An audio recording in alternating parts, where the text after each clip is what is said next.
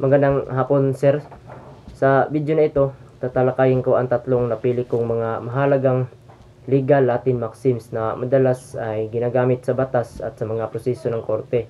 So, ang mga maxims na ito ay nagsisilbing gabay ng mga judge o hukom at abogado sa pag-intindi at paglalapat ng batas. So, ang tatlong tatalakayin ko ay ang dura lex sed lex, ang ignorancia legis non excusat, at ang actus reus non facit reum nisi minsit rea. So, ang unang ipapaliwanag ko ay ang dura lex sed lex. So, meaning ng dura lex sed lex ay the law may be harsh but it is the law. So, ang ibig sabihin nito, kahit minsan ay mabigat, mahigpit o tila ba hindi pabor sa atin ang batas, kailangan pa rin natin itong sundin at hindi dapat pwedeng baguhin ang batas ayon sa gusto natin. At hindi rin pwedeng hindi tayo sumunod dahil lang sa ating pakiramdam na hindi ito makatarungan. So, halimbawa, sa isang syudad o lugar na kung saan ang kanilang mga speed limit doon ay nasa 40 km per hour lang at ikaw ay nahuli na lumagpas sa limitasyon na iyon, no? At 70 km per hour ang takbo mo. Kahit sabihin mong nagmamadali ka, nahuli ka, kahit sabihin mong nagmamadali ka, dahil sa emergency, batas pa rin ang masusunod, no? Maaring makaawa ka, pero ang basihan pa rin ng penalty ay yung mismong batas, no? Kaya sinasabi na masakit man, batas pa rin ang umiiral. So, yan ang ibig sabihin ng dura lex sed lex. So, pangalawa, ang ignorancia legis non excusat. So, ang ibig sabihin, ignorance of the law excuses no one. So, ibig sabihin nito, hindi valid na dahilan mo lang ang hindi ko alam na bawal pala ito, hindi ko alam ito.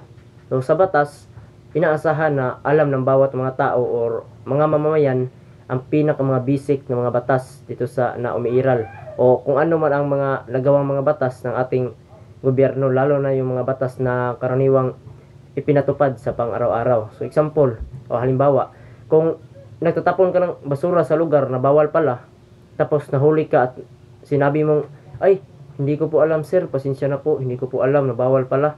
No, hindi iyon tatanggapin bilang excuse mo. May multa pa rin dahil responsibilidad mo na bilang isang mamamayan na alamin ang mga batas na sa lugar mo. So, dapat tayo ay may alam sa mga batas. Kaya mahalaga ang pagiging aware tayo sa mga barangay rules natin, sa mga traffic rules, traffic laws, environmental laws at iba pa.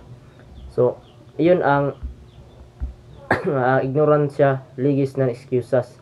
So, ang pangatlo na legal maxims ay ang actus reus non facit reum nisi minsit rea.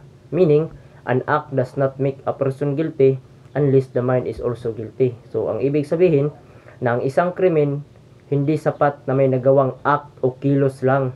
Dapat daw ay kailangan mayroon ding criminal intent o masamang loob na gawin ang krimen.